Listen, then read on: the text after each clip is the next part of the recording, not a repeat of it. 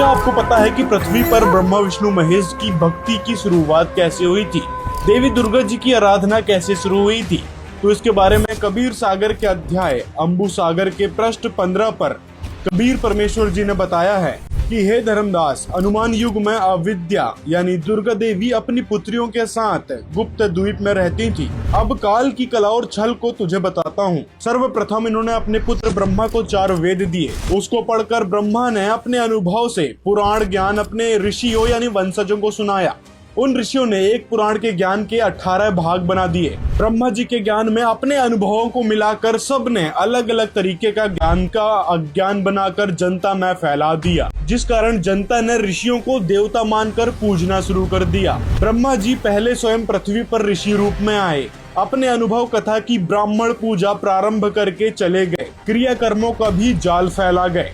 फिर विष्णु जी आए। विष्णु जी ने तुलसी काष्ठ की माला, जति सती त्यागी सन्यासी पंथ चलाया। विष्णु जी का सुमरण करें, विष्णु जी को अविनाशी बताया। और फिर शिव जी जगत में आए यानी इस धरती पर आए। उन्होंने भिक्षुक पंथ चला दिया, जिसमें गिरिपुरी, नागा, नाथ, चारों शंकराचार्य आदि आदि शिव जी की पुजारी हैं। फिर सर्व संसार इन तीनों देवताओं की पूजा करने लगा। आगे फिर कबीर साहब जी ने इसी कबीर सागर में बताया है कि उस समय देवी दुर्गा जी को कोई याद नहीं करता था। तब देवी दुर्गा जी ने देखा कि ये तीनों देवता और ब्राह्मण अपनी अपनी पूजा करवाने लगे, मुझे तो याद ही नहीं कर रहा कोई। तब उन्होंने 3 पुत्री जन्मी। उनका नाम रखा रंभा, सुचि, रेणुका। इन्होंने 64 रागनी और राग गाए, सुर नर मुनिजन मोहित किए। फिर 72 करोड़ उर्वशी उत्पन्न की। इनमें सर्व देवता और ऋषि फंसा रखे हैं। फिर कबीर साहब जी बताते हैं कि मैंने उस अनुमान युग में भी 7000 आत्माओं को पार किया था। उस समय भी कोई भी देवी या देवता कबीर साहब जी को नहीं पहचान पाए थे। तो दोस्तों, ये सारा ज्ञान कबीर सागर में कबीर साहब ने बताया है, जो संत रामपाल जी ने सरल तरीके से व्याख्या की है। देखिए, जब शंकर जी का विवाह हुआ, आज आपको एक प्रमाण और बता दें, जब शंकर जी का विवाह हुआ तब गणेश की पूजा की गई। रामचरितमानस के बाल कांड में दोहा है कि मुनि अनुशासन गणपति पूजो शंभु भगवानी।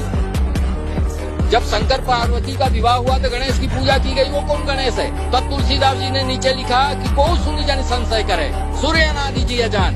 ये सुन करके कोई शंका नहीं करना। अनादि गणेश की पूजा हुई थी, पहले अनादि गणेश की पूजा होती थी। अब आज जाकी माता पार्वती पिता महादेवा की पूजा होती है। पहले शंकर जी का जब विवाह हुआ तब भी अनादि गणेश की पूजा हुई। उस अनादि गणेश की पूजा देवी देवता भी करते। हम उस अनादि गणेश को छोड़ करके इन देवी देवताओं को, भूतों को, पितरों को, इनको पूजेंगे तो हमसे बड़ा मूर्ख इस संसार में कौन है? हम किस चीज के शंकराचार्य हैं, किस चीज के ज्ञानी हैं, कैसे धर्म गुरु हैं, जिनको हमको स्वयं का ज्ञान नहीं कि धर्म क्या है, और ये ज्ञान नहीं कि परमात्मा क्या है, और ये मालूम नहीं है कि असली गुरु कौन है। किस सदगुरु की शरण में हमको जाना चाहिए? जब हमको ये ज्ञान नहीं है, हम गुरु की प्रामाणिकता को नहीं परख पा रहे हैं। पानी पियो छान के, गुरु करो जान के। कौन से गुरु को करो जान के? तुम्हारे जैसे मूर्ख गुरुओं को चंदन लपेट करके घूम रहे हो, मूर्ख बना रहे हो समाज को। मानव का जीवन बार बार नहीं मिलता है, और इस मानव जीवन को अगर तुम बर्बाद कर रहे हो, तुमसे बड़ा अपराधी इस संसार में कोई नहीं है। यजुर्वेद है। यजुर्वेद के 44वां अध्याय में लिखा है, कबीर मनीषी परिभू स्वयंभू। परिभू मतलब प्रथम प्रकट होने वाला, स्वयंभू मतलब स्वयं प्रकट होने वाला। ये प्रमाण पहले भी दिखाए थे। ये प्रमाण हमने आपको पहले भी दिखाया था। अब आप देखिए, इसका इन्होंने अनुवाद दिखाया है।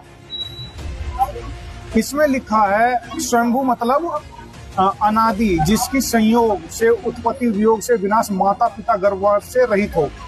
स्वयंभू मतलब ये लिखा हुआ है। यानी इससे स्पष्ट होता है कि जो परमात्मा होता है वो गर्भ में नहीं आता, जन्म, वृद्धि और मरण नहीं होता उस परमात्मा का। वृद्ध अवस्था भी नहीं आती। वह परमात्मा सनातन आदि स्वरूप अपने अपने स्वरूप से उत्पत्ति और विनाश रहित यानी अमर, विनाश रहित कर दिया इन्होंने। यहाँ पर विनाश रहित यानी अविनाशी आना था। अविनाशी, विनाश रहित, अविनाशी प्रजा के लिए।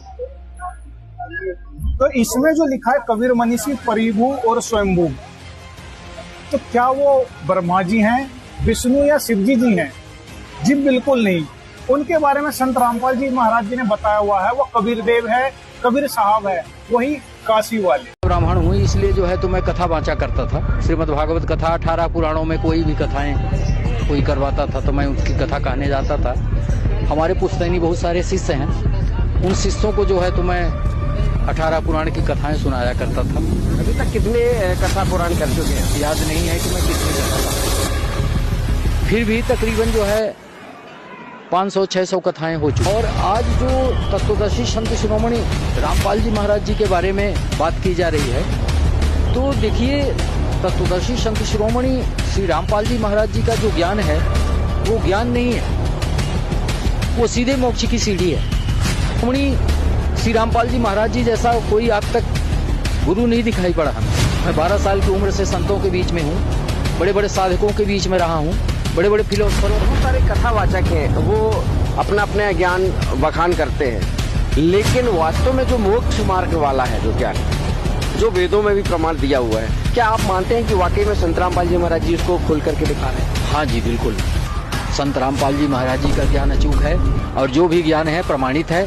वेद शास्त्र पुराण पुराण बाइबल सारे ग्रंथों से जितने भी रिलीजन हैं, संप्रदाय हैं, उन संप्रदायों में जितनी भी धार्मिक पुस्तकें हैं, उन सारी पुस्तकों से प्रमाण दिखा करके सप्रमाणित ज्ञान दिया कि ब्राह्मण क्षत्रिय वैश्य शूद्र के लिए मैं नहीं बोल रहा हूँ, मैं ह्यूमन सोसाइटी की बात कर रहा हूँ, मानव समाज के लिए मैं बोल रहा हूँ, समाज के लिए बोल रहा हूँ कि अगर परमात्मा की प्राप्ति करना है और मानव 84 लाख योनि में जो मानव जीवन अति महत्वपूर्ण जीवन है, विशिष्ट जीवन है, इस जीवन को अगर सफल बनाना है तो तत्वदर्शी संत शिरोमणि श्री रामपाल जी महाराज जी के शरण में आइए और नाम दीक्षा लेकर के अपने जीवन को सफल बनाइए। अन्यथा आप भटकते रहेंगे और भटकते भटकते आपको पुनः से 84 लाख योनि के किस जगह में, कुत्ता बिल्ली की जगह में कहाँ ले जा करके आपको ये काल पटकेगा, समय पटकेगा, ये कोई नहीं जानता।